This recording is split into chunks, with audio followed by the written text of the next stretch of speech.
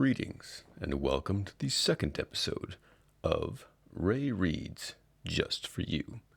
I'm your host, Raymond Steers. It's Thursday, February 3rd, 2022, and outside the snow has begun to melt. Today's letter comes from Jonathan Voorhees of Fox Harbour, Cumberland County, Nova Scotia, who describes himself as 57 years old, 6 foot 4 inches tall, a husband, a father, a recently retired boat builder, and sometimes a little frustrated.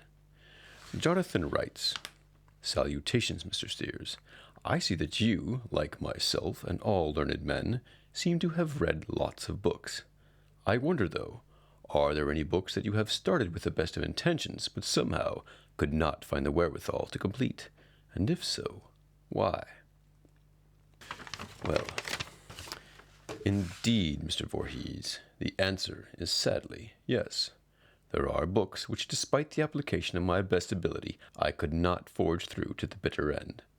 As for why, perhaps the best way to explain would be to read to you from such a book, and then you will understand how sometimes a writer can destroy a man's will to live with just a few simple sentences. This is just for you, Jonathan, starting on page 3. I'm just so happy with you. This, after 25 years of life together. He is 70, she 65. Her announcement, newsworthy to her, slightly insults him. How could it be otherwise? After all their trials and the pain they gave others, they waded through.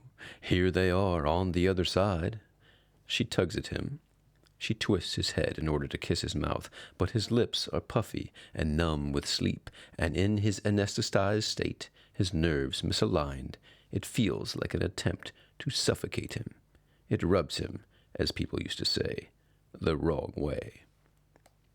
After a few minutes more of love-stricken fidgeting, while he stubbornly fails to respond, protecting the possibility of returning to his precious dreams, Julia relents and rises from the bed, and Owen, gratefully stretching himself onto her vacated side, falls asleep for another hour or two.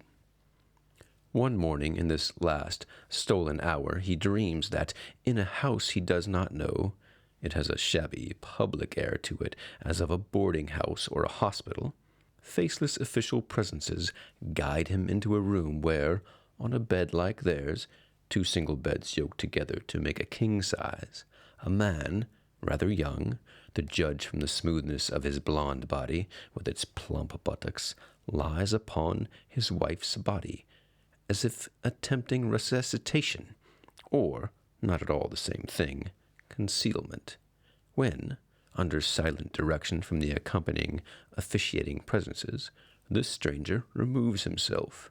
Owen's wife's body, also naked, is revealed, supine, the white relaxed belly, the breasts flattened by gravity, her dear known sex and its gauzy beard of fur.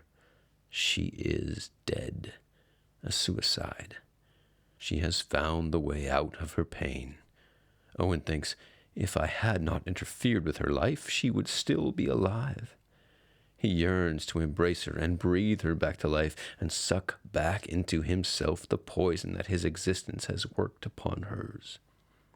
Then, slowly, reluctantly, as one lifts one's attention from a still unsolved puzzle, he wakes up, and of course, she is not dead.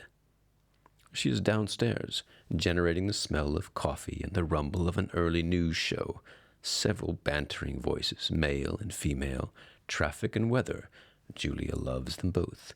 They never cease to interest her, these chronic daily contingencies, though she quit commuting to Boston 3 years ago. He can hear the blue rubber flip-flops she insists on wearing, as if forever young and dressed for a beach, slap back and forth in the kitchen, refrigerator to countertop to breakfast table, and then to sink and trash master and dishwasher and on into the living room, watering her plants. She loves her plants with the same emotional organ, perhaps, with which she loves the weather. Jonathan, I hope this journey down literary memory lane has been enlightening for you as it has been murderous for me. That's all we have time for today. I'm your host, Raymond Steers, and this has been Ray Reads Just for You.